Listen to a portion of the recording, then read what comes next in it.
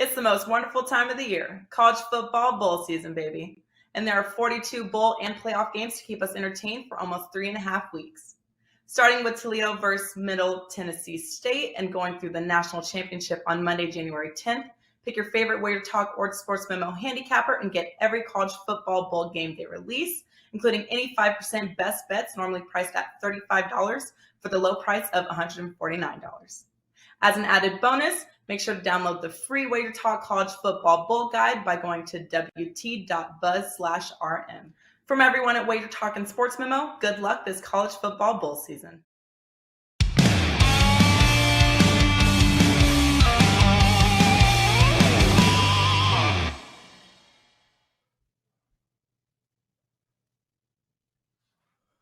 All right, everybody, I am Lawrence Presman, that man Teddy covers.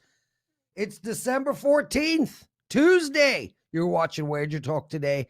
Without question and mathematically factual in my head, the number one daily sports betting show on the planet and galaxy Milky Way.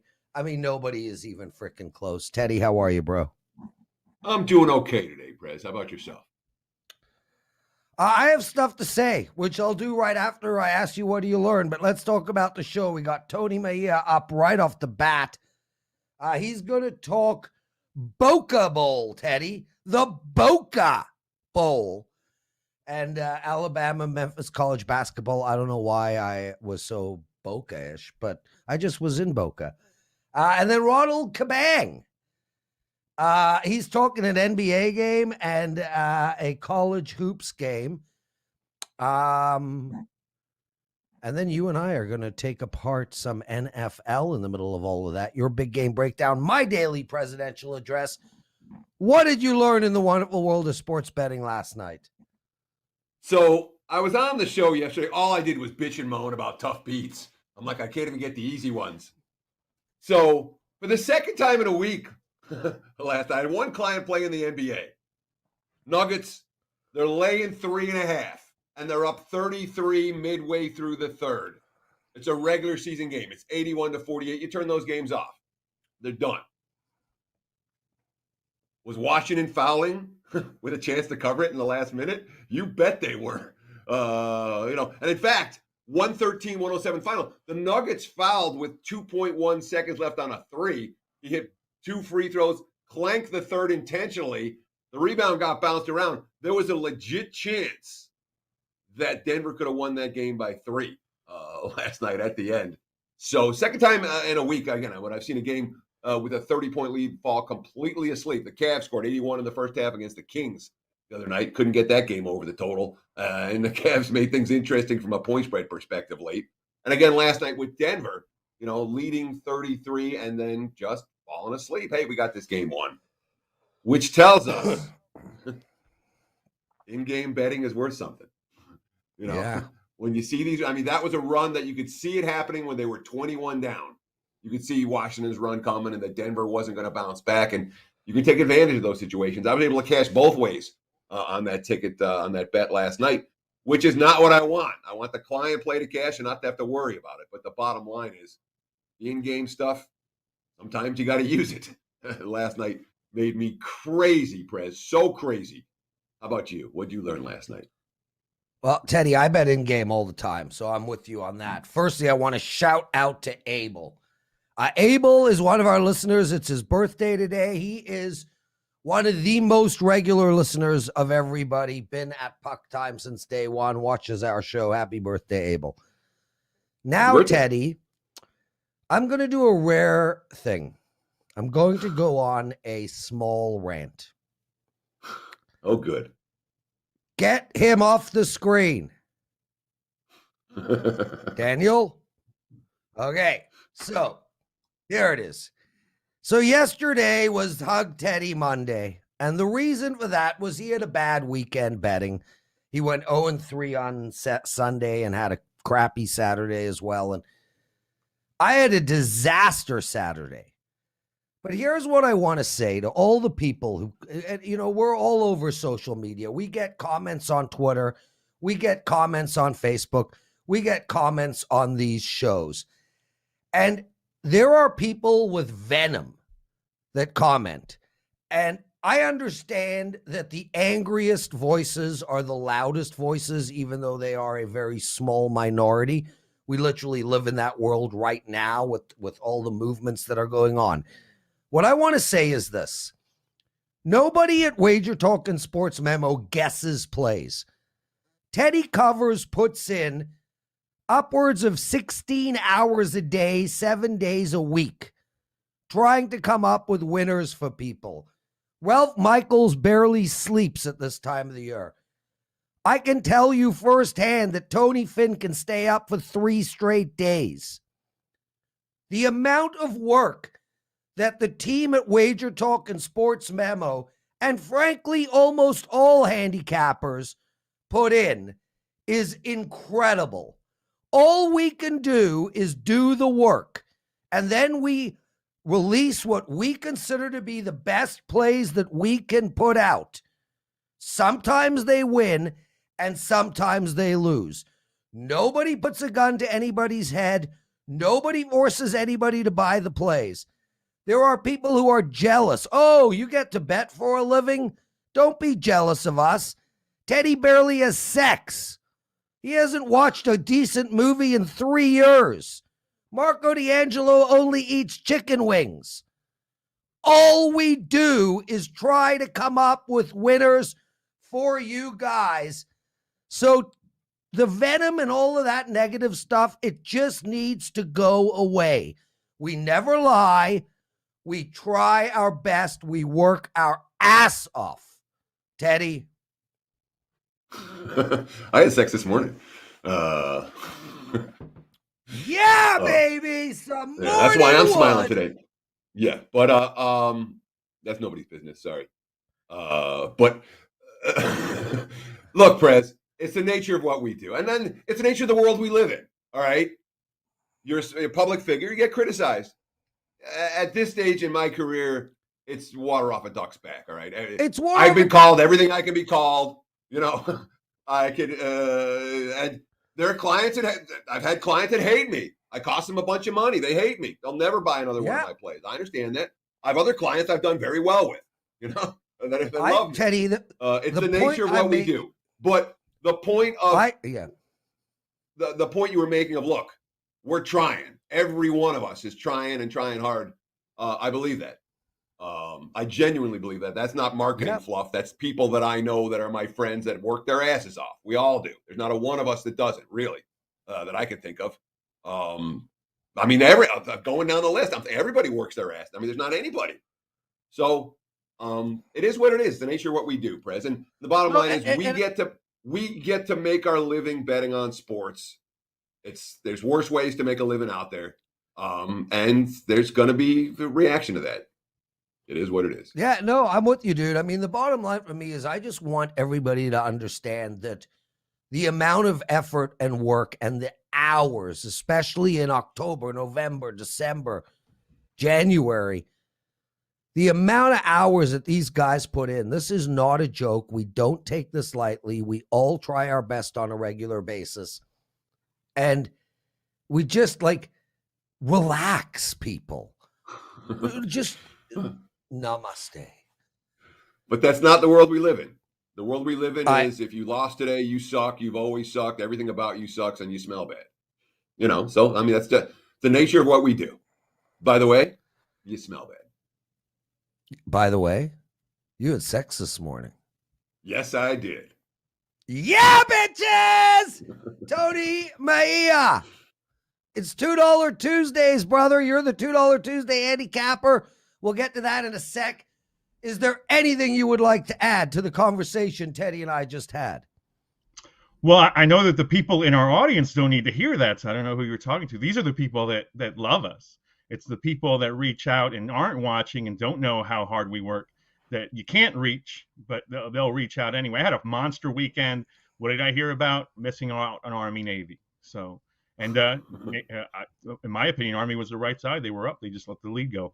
And it is what it is. I was up till 4 a.m. yesterday and then woke up early to get back at it again. Got gold sheet write-ups, bowl season to look forward to, NBA, college basketball, the NFL.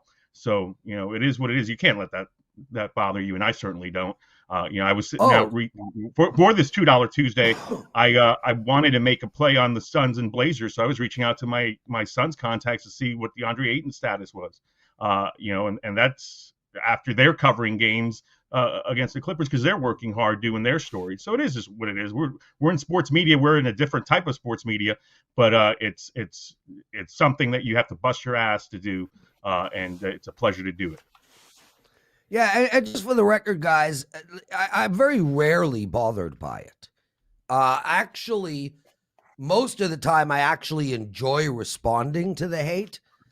It just at some point, people need to realize how much work we're putting in to trying to find winners for everybody. Tony, you got a hell of a run going, dude. 13-1 your last 14 5% plays, 8-0 your last 8 NBA plays, 12-2 your last 14 NFL plays, 23-5 sides and totals run in December. This is incredible, man. This is like, wow. You know what the difference is? What I'm doing differently? Absolutely nothing. This is exactly what I do, and right now the results are coming in, and it is what it is, and sometimes they don't, and sometimes it pours. But, had a great October, terrible November, great December so far. You don't change what you do. You just do it, and you do it diligently. And, right now all the clients are smiling ear to ear. The run is 8-0 on 5%, and, 13-1, and NBA is been 12 out of 15. So it's been great. And then now we got another curveball to come in because there's going to be COVID cancellations and guys sitting out last second that we'll have to deal with. So that'll be fun. But again, add that to the plate of work. Tony, Alabama, Memphis tonight, college hoops, 9 p.m. Eastern time, -3.5 for Alabama. 154 is the total. How should we bet this game? I think there's only one way to bet it, and that's Alabama. They've got killers on that team. Javon Quinterly, Jaden Shackelford, guards that have gone out to Seattle and busted Gonzaga up in a nip and tuck game against Houston. They made big shots down the stretch. It was a controversial finish. By rule, it was goaltending. Houston probably should have won. That ball wasn't going in. Alabama deserved to win. And Memphis, Penny Hardaway said over the weekend, outside of my knee surgeries and the injuries that derailed my career, this is the low point of my of my basketball existence. So he's clearly fighting it. The Tigers have lost 4 in a row, lost to Murray State at home last time out in what was, quote unquote, a must win. And they've got 2 lottery picks, and people are piling on Penny Hardaway, calling him just a recruiter. He's got Larry Brown on that staff.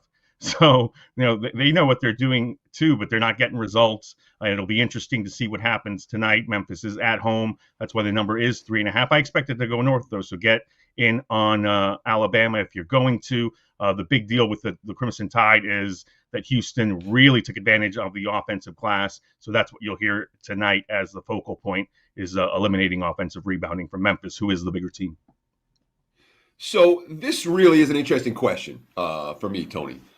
Because in a lot of sports, I'm interested in like buy low, sell high, and here's an opportunity. Memphis is a very talented team. All right. If you're going to grade out their personnel, what do they got? Top 5 talent? They're elite. Certainly as much, if not more than Alabama. All right. So if the concept is let's buy low on Memphis, boy, this is a really good time to buy low on Memphis against an Alabama team. They already knocked off the Zags. They're as hot as can be. And yet, in college basketball, I want to ride these streaks as long as I can ride them. When one team is undervalued or another team is overvalued, you just keep playing the undervalued team and keep betting against the overvalued team. In this matchup, the 2 arguments kind of bash up against one another. We have a buy low opportunity with Alabama, with Memphis right now, as home dogs against a team that they're as talented or more talented than. And yet we have one team hot and one team cold, ATS, and straight up as well. How does a handicapper battle or deal with those 2 disparate thought processes on a single college basketball game? Yeah, I think you weigh out the number first and foremost, because it's not outlandish. It's not Memphis getting 6 at home now. It's still 3.5. And then you weigh what you've seen.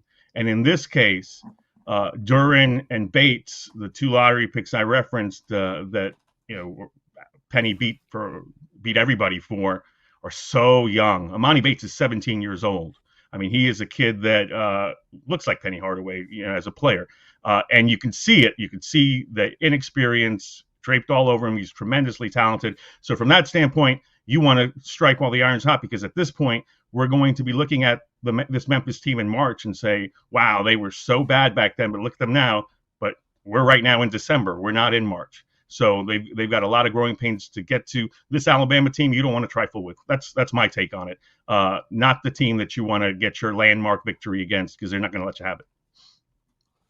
Tony Mejia joining us, everyone. Tony, you're the $2 Tuesday handicapper at WagerTalk.com. Tell us what you got going. I've got an NBA play in Golden State in New York. I can guarantee you that Stephen Curry is going to break that 3-point record, but that's all I'll tell you. Other than that, you got to spend the $2, look in your couch cushions, and get the play. And then free play is up also in the NBA. And again, I was leaning towards Phoenix and Portland. So I did reach out to contacts, but no definitive word on DeAndre Ayton. I still like an angle. Get it at WT.buzz/TM. So you're guaranteeing us that Curry's going to make at least 2 3-pointers tonight. So you're Yes, saying sir. no chance First he quarter. sprains his ankle early, no chance they sit him on the second of back-to-backs, no chance he has an 0 for night from beyond the arc. Is this like a Joe Namath guarantee? You're going to win the Super Bowl type of deal? Don't put that out into the universe on the ankle thing, Teddy. You know better. But the sit on the back-to-back, no, that's not happening. It's going to be interesting, though, because a change of routine is always something that you have to be wary about. I mean, these athletes are creatures of habit, and the Warriors had to stay overnight in Indianapolis due to mechanical failure on their airplane. They just boarded a flight to New York. They probably should be getting there right around now, checking into the hotel, and they're heading to the arena. So it's a different, not drastically different, because they're there in New York, but it is different than typically what you do after NBA games, where you fly out immediately after the following game. So, second night of a back-to-back, do you believe in the Warriors or not? You'll get my opinion for $2. There you go. Nice sales pitch there, Tony. Guys, hit that like button for us, please. And let's get into some college football. Bowl season in full swing. Starting Friday, let's talk about Saturday, Boca Bowl. I was just in Boca, and they had bowls there. Yes. Anyway, App State -3 versus Western Kentucky. 68 is the total. How do we bet this one, man? Oh, there's 67s out there too, Tony. 67 and 68. What do we do? Yeah, I'm with the total on this one, because either team can win the game. I really respect Appalachian State's running game, and they're going to try to maintain possession, and probably will win time of possession at least 35-25, probably more. But that really doesn't matter, because Western Kentucky's got the air raid going. Yeah, they can get yards in 10 to 12 yard chunks, but they can also beat you for a big play. And what we've seen out of Bailey Zappi, the quarterback that they have there, has been a guy who's been masterful at running the air raid. He's going to pass. Well, I won't guarantee that like Steph, but he's likely to pass B.J. Simons for the all-time yardage record at 5,800. He comes in with 55-45, and he could pass Joe Burrow with 5 touchdown passes. He's at 56. Burrow set it at 60. It's going to be pretty in Boca on Saturday.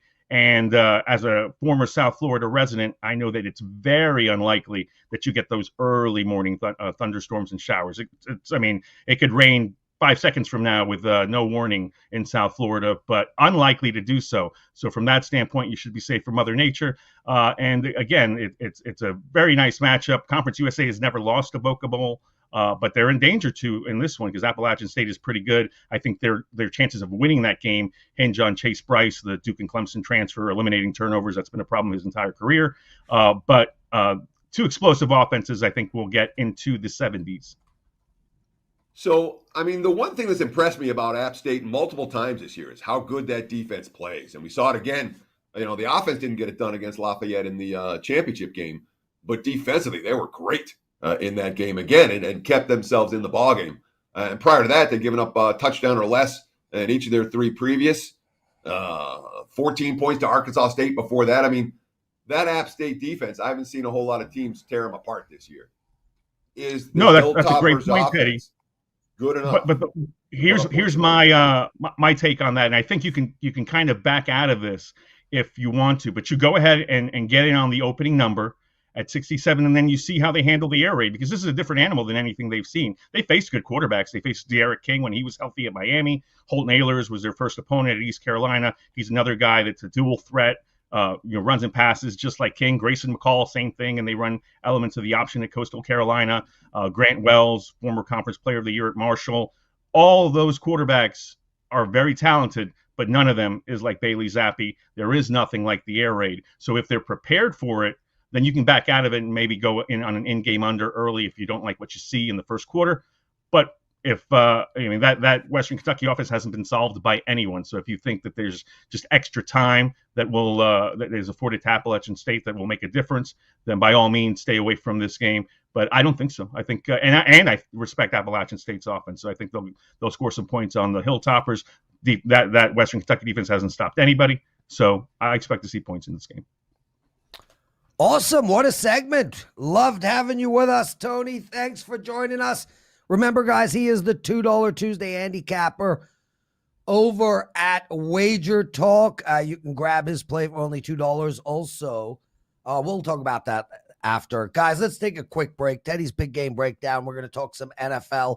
Ronald Cabang joining us. And, of course, if we do hit 100 likes, I've got a lot of NHL bets for you all. We'll be back in 10 seconds. Thanks, Tony. Tuesdays is known as $2 Tuesdays at WagerTalk.com and SportsMemo.com, where you can get the hottest handicappers, best bet, or daily package for only $2.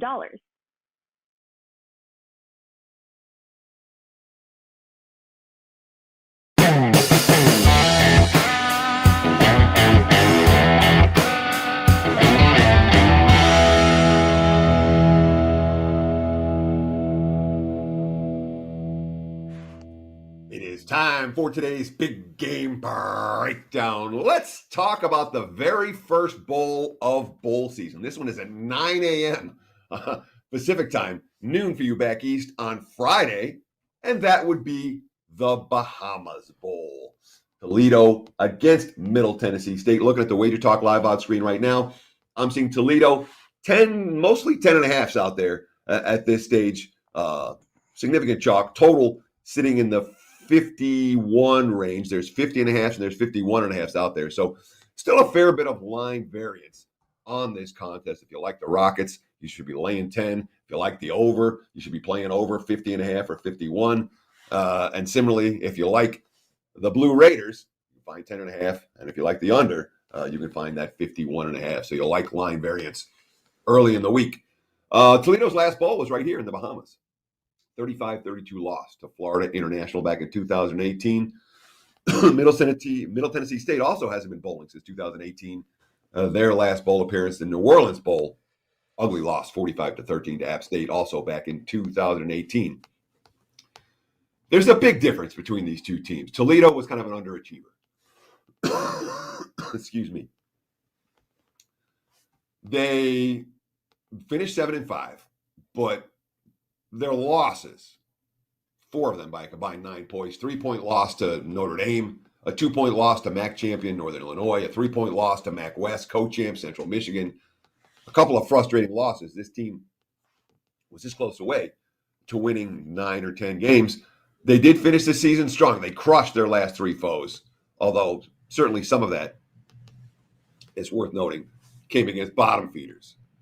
Middle Tennessee started out rough, 1-3, and then they went 5-3 over their last 8 games, rallied from behind on multiple occasions where they kind of got punched in the mouth, and they were a defensive-minded squad. Toledo, they can run the football, they can throw the football. You got a dual threat QB in DeQuan Finn, real good. Middle, much more about defense and turnovers. This is not a team that is going to march up and down the field. They're a team that's going to play D, try to win the turnover battle, and keep close. And in fact, you look at some of the numbers, they're really pretty shocking in that regard from a turnover standpoint. Middle Tennessee State, number 1 in the nation, 31 turnovers forced. Toledo, they only turned the ball over 6 times all year. And in my mind, that's a big problem for the Blue Raiders because that's the way they win. When they don't win the turnover battle, they don't win ball games. And this is one of those contests. Again, Toledo lost last time they played here. I think their focus will be there.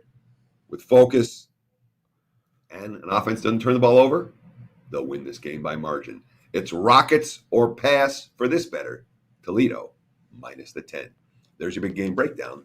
Back to you, Mr. Prez. Guys, in keeping with the top of the show and how much work and effort we put into this, Teddy spends a fair amount of time on his big game breakdown in the mornings. Teddy got action this morning, and we heard it in his big game breakdown. Man, you bumbled through that. What's wrong, dude? Have a sip of water or something. I got a cough drop in my mouth and a tea right here, and I'm doing the best I can. Oh, I thought for sure you just, instead of actually writing it out, you had some carrot time, Anyway, $2. So you're saying that the big game breakdown wasn't it wasn't me coughing that you were worried about. It was all of it. One of those big game breakdowns that it was. It was just all of it. It was not your finest piece of work. But one thing me and you do know, that'll win. That play will win. That is for sure. Guys, some quick business real quick. $2 Tuesdays, we spoke about it. We used to be only one $2 Tuesday handicapper. We now have more. SportsMemo, Rocky Atkinson has a 10-star NFL best bet up. He is 70%. 7-0 in NFL this year. He's got a big play. It's $2. Head over to SportsMemo. Buster Sports, $2 Tuesday, 5% NFL play. He's kicking ass as well. And John Ryan, 80% ATS. This NCAAF and NFL season combined, that's his 10%. That's his 10-unit plays. And he's a $2 Tuesday handicapper as well. Ralph Michaels at WagerTalk, Tony Mejia at WagerTalk. Okay. That's done. Teddy, I got let's get into some NFL. And I got a question for you, and it's specifically related to, well, odds. Tampa Bay is give or take. Look, every book is different here, especially on future bets, but Tampa Bay is give or take 450 to win the Super Bowl. The LA Rams are plus 1,000 to win the Super Bowl. Couple of questions. Do you think Tampa Bay is twice as good as LA, even if they get home field advantage all the way through? I don't. And secondly, do you think that LA Rams plus one? Go ahead. I think that Tampa legitimately has twice as good a chance to win the Super Bowl as LA. Yes. Really? Maybe more. Oh, yeah. Oh, I am so not with you. And I don't see it that way at all. I mean, I think if these two teams play on a neutral field, I think LA Rams can beat them. You watched the Rams last night. No Jalen Ramsey, which gives even more time for that insane pass rush. Man, I love the Rams, and I think at plus 1,000, I think the Rams at plus 1,000 is the second best value bet on the board. So, unless you're betting the favorite to win the Super Bowl, yes, the best way to get involved with any of these wagers is not to say I'm going to bet the Rams at 10-1. If you like the Rams, you bet them the first week of the playoffs. And then you roll it over in the second week of the playoffs. And then you roll it over in the third week of the playoffs. And then you roll it over because, again, the Rams not likely to win the bye in the NFCs. They're going to have to win 3 playoff games and then the Super Bowl to cash that 10-1. And I will tell you that if you roll over your winnings each week and you ride the Rams each week, you'll do far better. Not a little better. You'll do far better than 10-1. So you can bet it the lazy way. And again, in the modern social media era, everyone wants to have the ticket that they can flash out. Look what I got. All right. Anyone that flashes out a Rams ticket at 10-1, when I see that ticket is an ass clown, because that's someone that didn't bet the Rams correctly to maximize their investment. So I wouldn't even consider the Rams at 10-1. In my mind, it's not a bad bet. It's a very bad bet, but that's my take, Prez. You feel the same way about Indy at 33-1? Because I don't know if you Less can so. roll that over. Much less so. And in the AFC, there's room for a random team to make some noise. In the NFC, and again, you talked about last night's game. There were 2 fourth down stops and 2 turnovers for Arizona. All of them in the red zone? It felt like they were all in the red zone. No, Arizona was the better team last night. Arizona's the better of these 2 teams. Tampa's better than LA. The Packers are better than LA. The Cowboys might be better than LA. In the AFC, you have the Chiefs at the top.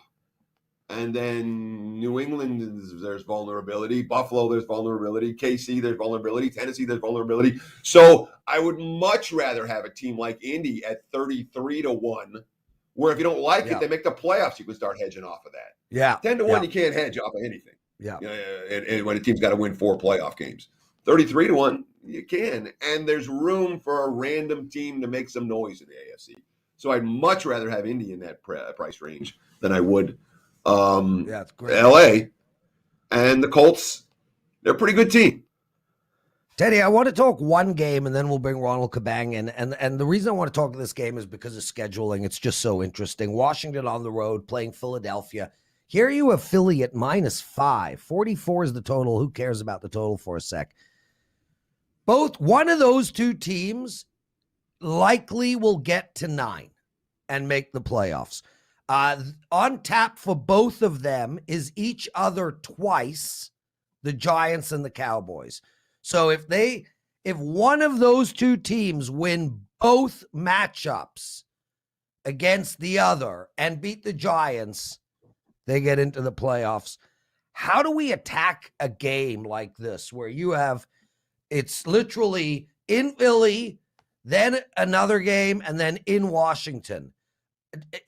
How do you attack a scenario like this? You don't worry about next week or the rematch. You focus on the handicap for this week's game. So let's go. All right. Well, on the opening line report, every Monday right here on WagerTalk TV, 10 a.m. Pacific time, 1 p.m. for you guys back east. Philadelphia was an emergency betting alert yesterday at -4. I knew that line couldn't hold, and it didn't hold. The Eagles are hot in the betting markets, and deservedly so. Philadelphia's played much better football than anticipated, and more importantly than any other factor, they're running the ball down everyone's throat. All right. What we saw last week is Washington getting blown out by Dallas, and then Dallas falling asleep with a lead, like the Nuggets did last night, like the Cavs did, like the Browns do. Teams fall asleep with leads. All right, we got this game won. And then Washington made things interesting from a point spread perspective late, but there was no comparison between those 2 teams. All right, Dallas is good, Washington isn't. Philly's decent, Washington isn't. If I'm playing, I'm laying. I want no part of the Washington football team down the stretch. Not like they're getting favors from the league. The league's not trying to hook them up. Oh, yeah, let's get Washington back in the postseason. They got no stars there to market. They're a franchise, an embarrassment to the NFL. The league's not going to cut them breaks. And Philly's pretty good. I'm going to lose my season win bet on the Eagles under. I'm hoping Carolina's real dicey right now, but I'm hoping for a 4-2. 4-2 is very reasonable goal right now at this stage of the campaign. But the one I'm dead wrong and the one I was wrong on was Philadelphia. That team a lot better than I expected.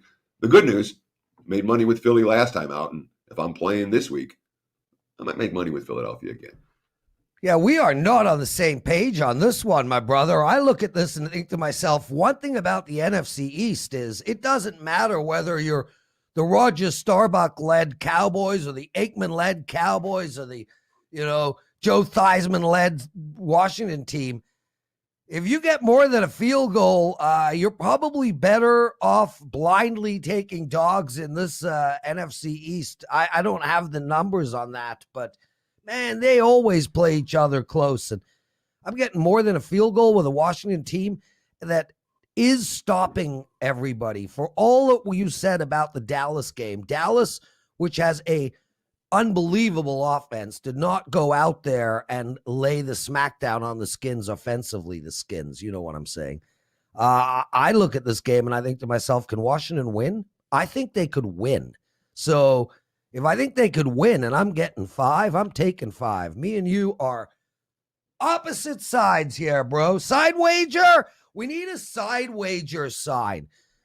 We already have a side wager, Teddy. $500 on Dallas winning the East. I can bring the tape to that too. So when I do win that, the beauty of it is that look, on air wagers. I don't remember them. I don't remember as soon as I get off. Do I have Dallas winning the NFC East or the other way? You have the field. I have Dallas, and I'd appreciate if you donate my $500 to a charity of Ronald Cabang's choice. Ronald Cabang. Which charity should Teddy donate my $500 to? I don't know. Boys and Girls Club, probably. Boys and Girls Club, Teddy. Sure. Okay. I gotta lose it. Are we allowed to use those pronouns? Are those pronouns acceptable these days? I don't know. I'm completely out of the loop. Like boy's okay to say, right? It probably is. Ronald Cabang joining us, everyone. Dude, very short notice. Really appreciate you making the show.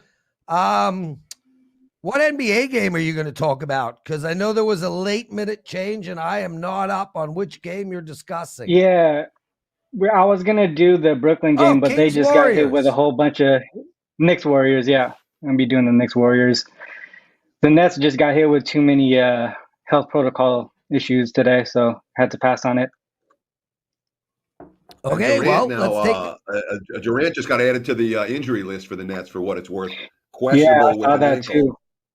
They won't have Javon Carter, James Johnson, DeAndre Bembry, LaMarcus Aldridge, or Paul Millsap, all in protocols today. So let's talk a different NBA game instead. Yeah. So this Warriors-Knicks game, obviously this is going to be the one that everyone's going to be watching tonight. I agree with Tony. This will be the historic game where Curry will break the three-point record at Madison Square Garden. But with that said, we're here to make some money, right? So from a betting aspect, I'm looking at the total in this game. The Warriors are 26-1 to the under this season, including 10-1 to the under on the road. They're also playing their second back-to-back road games in the East Coast, so they could have some tired legs early in this game. And also, that travel issue that Tony mentioned earlier, I had no idea about that. So it's a good thing that he called that out. The Knicks, they've gone under in consecutive games now, and they're really struggling with their identity this season. They're in the bottom 10 in offensive and defensive rating in their last 10 games, and they've lost 5 of their last 6 games as well. With that said, since Curry has been within reach of this record, their offense has struggled a little bit, averaging under 100 points per game in their last 3 games. But one thing that has stayed on point is their defense. They continue to be the number 1 defense in the league. And that's the reason I believe this game stays under the total tonight. I'm seeing some 212s. And I know it opened up at 211.5, so it could be continuing to go up until game time. So it might be wise to just wait until the game time to get a better number. So I want to ask you this: when you find a situation, you find info on a situation like Golden State being out of their rhythm. Normally, you fly out after the game. In this case, they had to stay in Indy overnight and flying out day of the game. Does that affect your handicap? And if so, how does it affect it? Because a lot of times you find this info, but you don't really know how to use it. How do you use that info to help you handicap this game? Yeah, I think it's sort of like a whole psychology thing, right? Like Tony mentioned, when athletes get out of the rhythm that they've been totally used to for years, it kind of affects them, mentally. And not being on point mentally can affect your game, especially on the offensive side of the ball. And that's kind of like what I see here with Curry with that record in reach. He's kind of been forcing it a little bit. Their whole team has been forcing him, trying to get the record as soon as possible. And that's affect has affected their offense in general, but their defense has stayed on point. I mean, that's something that I feel like that's kind of if you play basketball growing up, playing defense is one of the first things you learn before you even start shooting the ball when you play organized ball, because that's the most important piece in basketball, right? Defense wins championships, and that's what they continue to do, and that's ingrained in their head. And I don't think mentally that'll affect the defensive side of the ball when you get out of a rhythm like that. Ronald Cabang joining us, everyone, and we got an amazing promotion up for you. I'm just going to read it the way it was sent to me because I'll probably screw it up. Ronald U. Capper Cabang is 25.7 up 25.7 units this season in NBA at SportsMemo. You guys, his entire NBA package is regularly $447. Strange price. I don't know why it's not like $449, but $447 is what it is. Today only. It ends at midnight. Ronald, tweet this out because this is an incredible offer. You can get the rest of his NBA all the way through to the end of June, pretty much, for only $199. Use the promo code NBA199. Guys, that's $1 a day. $1 a day. That's less than a price of coffee. It used to be around the same price of coffee, but all of a sudden, when they put vowels at the end of coffees like latte and cappuccino, now it's $20. But anyway, $199. That offer ends at midnight. There are 0 exceptions. At 12:01, if you email in and ask for that offer, the answer will be hell no, $447, sir. So use the promo code NBA199 for Ronald Cabang, $199. And Ronald, correct me if I'm wrong, dude, but you're up 26 units, give or take, this NBA season. Last NBA season, you were like on sick runs, right? Yeah, I ended up actually the top profit capper at SportsMemo last season, and also combined with college basketball, I'm actually number 1 at SportsMemo year to date. So from January 1st till now, I'm the top combined basketball capper at SportsMemo. Yeah, so he's no flash in the pan. A stupid cliche that makes no sense. Flash in the pan. I've never even seen a pan flash. However, yes, you have. Opa! When they light the cheese, flash in the pan. Is that where it comes from? Don't know. That's what I think of when I think of a flash in the pan. I go, whoa! You know what I'm talking about. They like the cheese. Okay, I thought that's when you like whip shit against the wall and you scream. Oh, no, anyway, my dad is an opa. That's what I'm gonna be. Speaking of opa, you don't know nothing. Grandpa Zadie, Grandpa Zadie, Gramps. We're almost there. I'm going to be an opa. You got one more game from Ronald, then you get to do your thing, and then we get to I'm going to be an opa. Ronald, let's talk the final game. UC Davis +6 versus Oregon State, 134 on tap. Handicap it for us. Yeah, this one's going to be short and simple. Oregon State is 1-8 straight up and against the spread this season. They're really struggling on both sides of the ball. They're also a little bit banged up. Endell is one of their key players, and he's out with a foot injury for the next couple of months. Trey Williams is a key bench player, and he's a game-time decision, I believe. UC Davis, on the other hand, they're at full strength, and they have 3 guys averaging double digits. Their leading scorer is Elijah Pepper, who can pretty much light it up from anywhere. He's already had a 30-point game this season, and he's shooting over 45% from 3. Oregon State, I think the reason why they're favored here is just because they're in a higher, they're in the Pac-12 and they've faced tougher opponents so far this season. And that's pretty much the only reason I could see them being as favorites in this game. But I just don't agree with it. I don't agree with the 6 points. It's just a little bit too much. I have the Beavers as only 2.5-point favorites in this game, so we're getting some value on the Aggies. So I'll be taking UC Davis +6 here. Teddy, do you want to follow up? Yeah. So real quick, you talked about how Oregon State and their 1-8 record, but man, they've stepped up in class again and again and again. They've only been favored by more than 5 points on 3 different occasions this year. And 2 of those games they lost by a single point. So they were in it and then just let it go. Isn't this their get well spot against a lesser foe at home after playing these Pac-12 games that they were a little bit outclassed in against Cal and Arizona and all the good teams they faced already? Because it seems to me like this is absolutely the get well spot for the Beavers. Is this team not capable of getting well?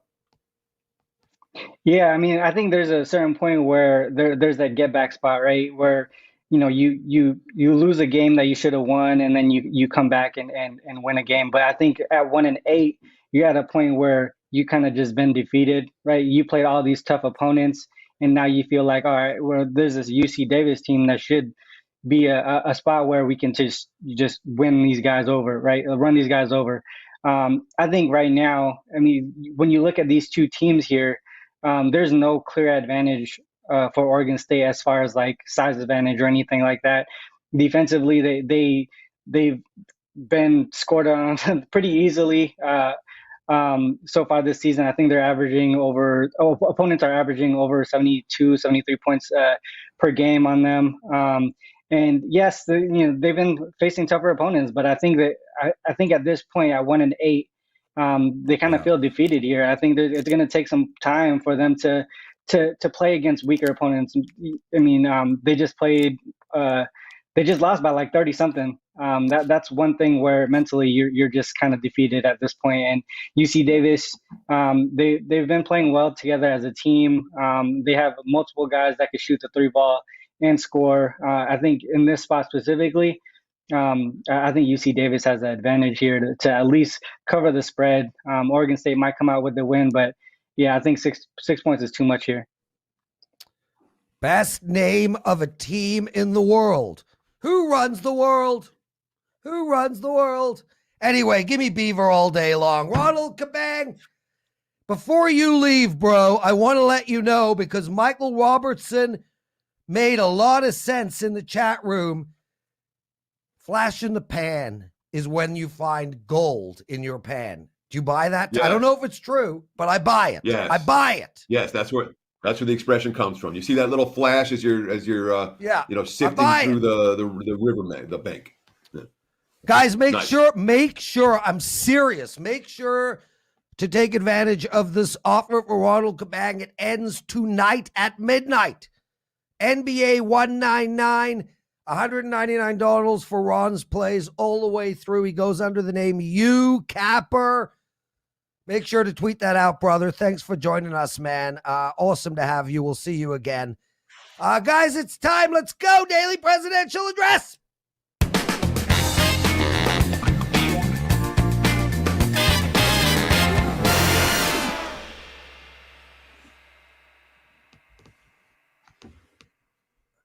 Oh, wow. What a show. Teddy and I, Wager Talk Today. Make sure to check it out. Tony Mejia was on. Ronald Cabang was on. Teddy's big game breakdown. A lot of good fun chat along the way. Check that out on our YouTube channel, Wager Talk TV. I got 4 hockey plays for you guys tonight. This is actually my favorite hockey card of the entire year. I am in play. I'm personally betting 8 plays tonight. 4 that I'm giving out in this segment, and 4 for my clients. So I have 4 client plays in the NHL tonight. Make sure to check that out. I want to give you a promo for me, guys. I'm killing it in the NFL. 6-1 this past week. I'm up double-digit units on the year. I've been very consistent, and I have a 5% play up for this weekend. I have a play up for Thursday night. If you want to get all my NFL until the end of the Super Bowl, only $149. Use the promo code PREZ49. That's PREZ for you Americans, Z for everyone else in the world. PREZ149. Okay, picks. Well, we're going to start right off the bat with the Florida Panthers -1.5. This should be a walloping. I lean on the over a little too in this game, but I prefer -1.5 for the Florida Panthers. New York Islanders, guys, I think this team is a bet-on team moving forward. They're playing Detroit. They're on the road. They are +100. Take the New York Islanders. Minnesota Wild playing the Carolina Hurricanes. I know Carolina's coming off of a loss, but this team's on a long road trip. The Wild are coming off of a loss. Take the Wild in regulation at plus money. And take the Colorado Avalanche over the total of 6, playing the Rangers. Those 4 bets, I'm all betting. Teddy, I got a falafel sandwich going today, bro. Take us home. You always have a falafel sandwich going. If it's not a shawarma, most it's a of falafel. the time it's a shawarma. I almost never have falafel. Pay attention, Teddy. Get your this show. First you have sex in the morning, then we discuss beavers. Now you can't remember what I eat. Focus. That's going to wrap it for the Tuesday edition of Wager Talk Today. We'll do it again tomorrow. Same time, same channel, 9 a.m. here on the left coast, noon for you back east. Between now and then, enjoy the day. Good luck with your plays. We'll see you tomorrow.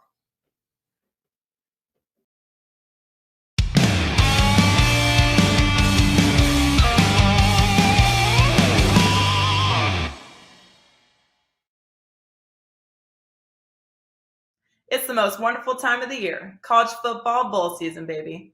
And there are 42 bowl and playoff games to keep us entertained for almost 3.5 weeks. Starting with Toledo versus Middle Tennessee State and going through the national championship on Monday, January 10th, pick your favorite WagerTalk or SportsMemo handicapper and get every college football bowl game they release, including any 5% best bets normally priced at $35 for the low price of $149. As an added bonus, make sure to download the free WagerTalk College Football Bowl Guide by going to wt.buzz/rm. From everyone at WagerTalk and SportsMemo, good luck this college football bowl season.